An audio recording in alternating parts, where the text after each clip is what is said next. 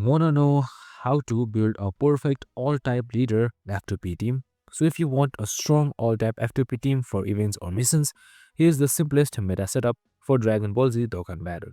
So you need to simply start with a free all-type leader. Like any story event unit that offers 50% more to all stats. They're underrated but perfect for F2P runs. Next, fill your team with free units that link well together. Story Gokus, Vegetas, Piccolos, and androids usually share common links like shattering the limit. Your third step is running at least one orb changer. F2P teams need KI consistency, and orb changers fix that. Fourth, bring at least one unit with built-in damage reduction or guard because F2P defenses are weaker. Combine that and you will get a team that's stable, consistent, and surprisingly strong. And this is perfect for missions, stories, and even prime battles. And that's it. Super simple and easy. I hope this video helped.